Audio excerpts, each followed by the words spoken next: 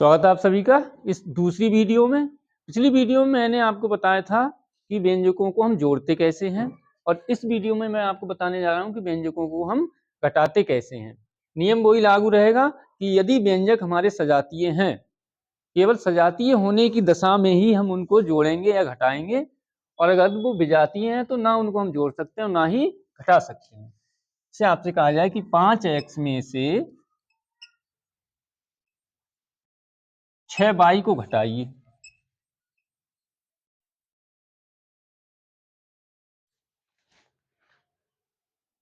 अब हम 5x में से घटाना है 6y को।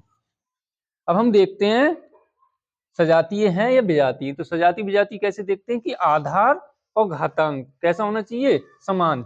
इसकी घात हम देखें तो कितनी, 1 है, इसकी घात कितनी है, 1। इनकी घात समान है, परंतु इनका जो आधार है, इसका आधार कितना है, x है, इसका आधार कितना है, y है। आधार अलग है। आधार अलग है तो कैसे होंगे जी, विजातीय होंगे। आधार और घातांक दोनों ही समान होगा तभी वो सजातीय माने जाएंगे। तो ये कैसे विजातीय हैं। अब हम इनको नहीं घटा सकते, तो इनका आंसर यही रहेगा। इनका उत्तर जो है हम ऐसे ही लिख देते हैं, घटाते नहीं है। हाँ, अगर ऐसे होता कि 6x में से 5x को घटाइए,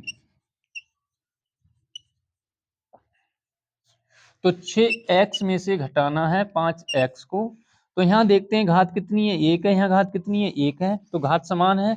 इसका आधार कितना है, x है, इसका आधार कितना है, x है, तो आधार भी समान है और घातांक भी समान है। तो हम इनको घटा सकते हैं, और घटाएंगे क्या, केवल गुणांक। तो x का गुणांक 6 है, x का गुणांक 5 है, तो 6 में से 5 को घटाएंगे तो 6 में से 6x में से 5x को घटाएंगे तो कितना बचा, 1x। लेकिन ये एक हम नहीं लिखते हैं क्योंकि हमें दिख रहा है कितनी x है, यहाँ पर एक ही x है, तो केवल x लिखते हैं। एक x को हम लिखते हैं केवल x। अब देखते हैं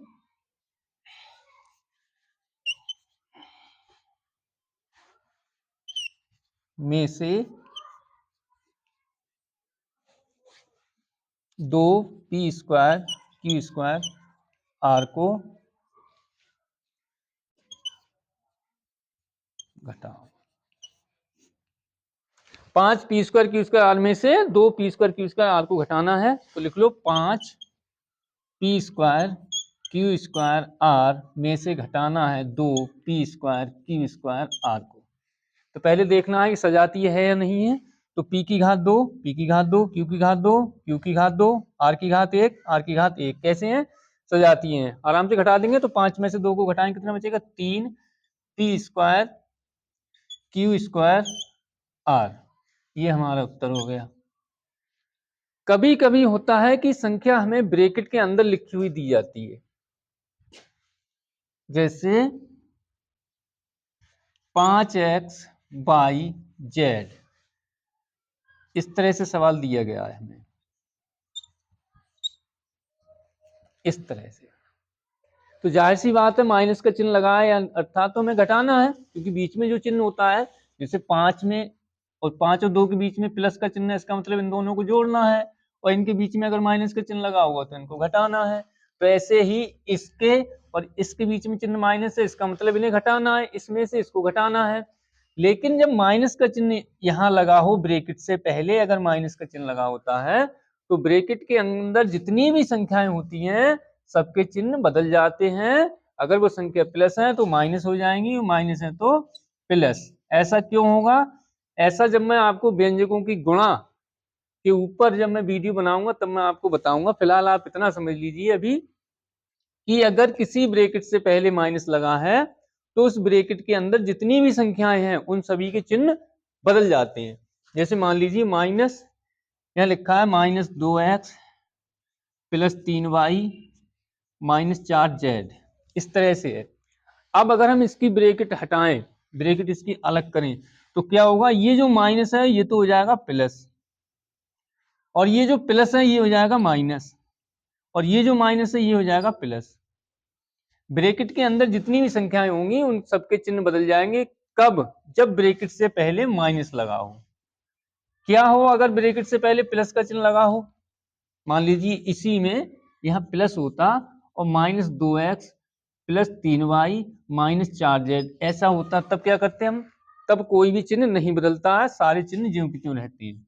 minus 2x plus 3y minus 4z, अर्थात चिन्ह कब बदलते हैं, केवल तब जब ब्रैकेट से पहले माइनस लगा हो। ब्रैकेट से पहले जब माइनस होगा तो ब्रैकेट के अंदर जितनी भी संख्याएं हैं सबके चिन्ह उल्टे हो जाएंगे, जो प्लस में है वो माइनस और माइनस है वो प्लस। तो यहां जब माइनस लगा है तो इनके चिन्ह कैसे हो जाएंगे, सबके प्लस, इनके चिन्ह प्लस हो जाएंगे। तो यहां पर ये वाला माइनस और ये वाला माइनस, दोनों माइनस मिलकर क्या हो जाएंगे, प्लस हो जाएंगे। क्योंकि जब चिन्ह लगे होते हैं तो ये चिन्ह और ये चिन्ह, इसका मतलब है इन दोनों की होगी गुणा, और माइनस माइनस होता है plus, sorry minus minus plus होता है। क्योंकि किसी भी ब्रैकेट से पहले कोई भी संख्या है तो उसकी होती है गुणा। मान लीजिए 5x और ऐसे करके लिखा है, इसका मतलब है इस 2 की गुणा इसमें होनी है, तो 2 पंजे 10x। ब्रैकेट से पहले कुछ भी है अगर तो उसकी अंदर ब्रैकेट में क्या होती है, गुणा होती है। मान लीजिए ऐसे है 2x प्लस 3y और यहां लिखा है 3, तो इसका मतलब इनकी गुणा इसमें और इसमें दोनों में होनी है। 3 दूनी 6x और 3 तिया 9y। तो ऐसे ही ये जो माइनस लगा है इसकी गुणा किसमें होनी है, इसमें होनी है। तो जब माइनस की गुणा माइनस में करेंगे तो क्या हो जाएगा हमारा, प्लस, और 2xyz। अब हम क्या करेंगे, ये संख्या किसमें है, प्लस में है, ये संख्या किसमें है, प्लस में है। तो दोनों संख्या प्लस में है, जब चिन्ह एक जैसे हो जाते हैं तो हम क्या करते हैं, जोड़ते हैं। तो अब हम इसको जोड़ेंगे तो 5 और 2 हो जाएगा हमारा 7xyz। अब यहाँ पे एक चीज और ध्यान देना है कि जब हम जोड़ते हैं, अगर दोनों संख्या प्लस में है तो जो उत्तर हम लिखेंगे वो प्लस में लिखेंगे। अगर दोनों संख्या माइनस में है और उनको जोड़ेंगे तो जो आंसर जो हमारा आएगा वो किस में लिखेंगे हम, माइनस में। आंसर जो आएगा वो किस में लिखा जाएगा, माइनस में। जैसे कि -2 और -3, इस तरह से कोई सवाल हमें दिया गया है तो दोनों के चिन्ह कैसे हैं, एक जैसे हैं। मैंने बताया था एक जैसे चिन्ह होते हैं क्या करते हैं, जोड़ते हैं। तो दोनों के चिन्ह एक जैसे तो जाहिर सी बात है जुड़ेंगे। लेकिन दोनों माइनस में है तो यहां भी क्या आएगा, माइनस। अगर ये ऐसे होते तो इन दोनों के चिन्ह कैसे हैं, एक जैसे हैं, जुड़ेंगे तो 3 और 2 5। लेकिन दोनों संख्या किसमें है, प्लस में है, तो ये कैसे आएगा, प्लस में आएगा। अगर संख्याएं माइनस में है तो उनका जो योगफल है वो भी माइनस में लिखा जाएगा। दोनों संख्याएं प्लस में है तो उनका जो योगफल है वो योगफल प्लस में लिखा जाएगा। अब हम देखते हैं एक और एग्जांपल।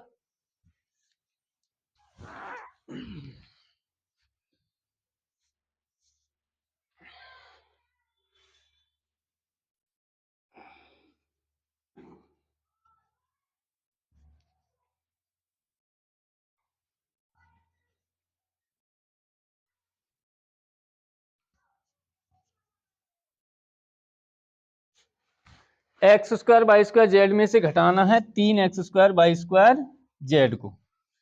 लिखेंगे x square by square Z minus ये 3x स्क्वायर बाई स्क्वायर और जेड। इसको जब हम घटाएंगे तो हम देखते हैं कि यहाँ पर है 1, जहाँ कोई गुणांक नहीं होता, अब हम मानते हैं हम 1। अब 1 में से 3 तो हम नहीं घटा सकते, कक्षा 1 से 5 तक हम नहीं घटाते हैं, बड़ी संख्या में से ही हमेशा छोटी संख्या घटाते हैं। लेकिन जब हम कक्षा 6 में आ जाते हैं या 7 8 में आ जाते हैं कक्षा 5 के बाद, तो हम बड़ी संख्या में से भी छोटी संख्या को घटाते हैं और छोटी संख्या में से भी बड़ी संख्या को घटाते हैं।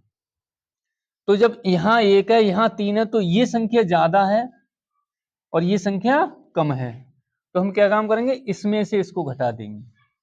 तो 3 में से जब हम 1 को घटाएंगे तो हमारे पास बचेगा 2, लेकिन उत्तर किस में लिखेंगे हम, माइनस में।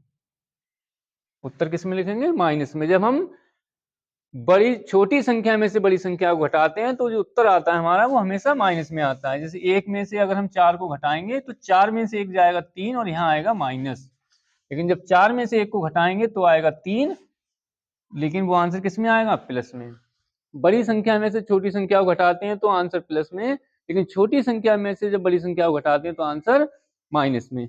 तो यहाँ हम बड़ी संख्या, ये छोटी संख्या थी, इसमें से घटा रहे थे बड़ी संख्या को। तो जब छोटी में से बड़ी को घटाते हैं तो उत्तर माइनस में लिखते हैं, तो यहाँ पर 2 आएगा और एक्स स्क्वायर, तो ये आ गया हमारा, क्योंकि ये सजातीय थे इसलिए हमने इनको घटा दिया, क्योंकि एक्स की घात 2 बाई, और यहाँ एक्स की घात 2 बाई घात 2 बाई घात 2 जेड की घात 1 जेड की घात 1, तो ये सजातीय थे इसलिए हमने इनको घटा दिया। और ध्यान देना है हमें कि जब हम छोटी संख्या में से बड़ी संख्या को घटाएंगे तो उत्तर हमेशा माइनस में लिखेंगे, और बड़ी संख्या में छोटी संख्या को घटाते हैं तो उत्तर हमेशा प्लस में लिखते हैं। या यूं कह लीजिए कि बड़ी संख्या के आगे जो चिन्ह लगा होगा, बड़ी संख्या के आगे अगर प्लस का चिन्ह है तो उत्तर प्लस में आएगा, बड़ी संख्या के आगे चिन्ह अगर माइनस का लगा है तो उत्तर माइनस में आएगा। देखें यहाँ पे बड़ी संख्या ये है, तो इसके आगे चिन्ह कौन सा लगा था, माइनस, तो उत्तर किस में आया, माइनस में। यहाँ बड़ी संख्या ये है और यहाँ पे चिन्ह किसका है, प्लस का, तो उत्तर किस में आया, प्लस में। यानी बड़ी संख्या के आगे जो चिन्ह लगा है घटाते समय, बड़ी संख्या के आगे जो चिन्ह लगा होता है वही चिन्ह हमारा जो उत्तर होता है उसमें भी वही चिन्ह लगता है। अगर बड़ी संख्या प्लस में है तो उत्तर प्लस में, बड़ी संख्या माइनस में है तो उत्तर माइनस में।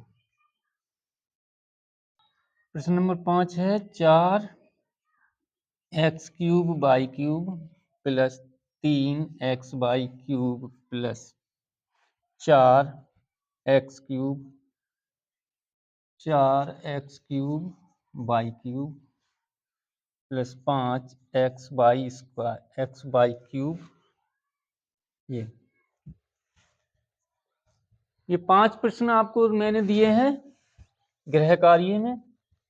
इन क्वेश्चन को आप करने का प्रयास करना, अभ्यास करना। ये 5 प्रश्न हैं, इनको आपको घटाना है। ये 5 प्रश्न हैं, इनको आपको जोड़ना है।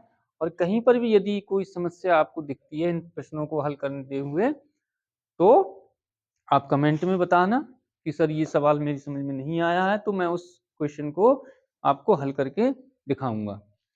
ठीक है, तो प्रयास जरूर करना है, क्योंकि practice makes a man perfect, कि अभ्यास से ही व्यक्ति परफेक्ट होता है, पूर्ण होता है। और गणित में तो अभ्यास बहुत जरूरी है। आप चीजों को देखेंगे, मैं समझाऊंगा, आपको बहुत सरल लगेगा उस समय, लेकिन जब तक आप खुद बैठकर नहीं करेंगे आप गणित में दक्ष नहीं हो पाएंगे। तो ये आवश्यक है कि आप इन प्रश्नों को पूरी तरह से ईमानदारी से हल करने का प्रयास करें। और कहीं पर भी कोई भी अगर समस्या आती है तो आप कमेंट बॉक्स में जरूर बताएं, मैं उस समस्या को आपको दूर करूंगा। बहुत बहुत धन्यवाद। आप चाहें तो इसका स्क्रीनशॉट ले सकते हैं।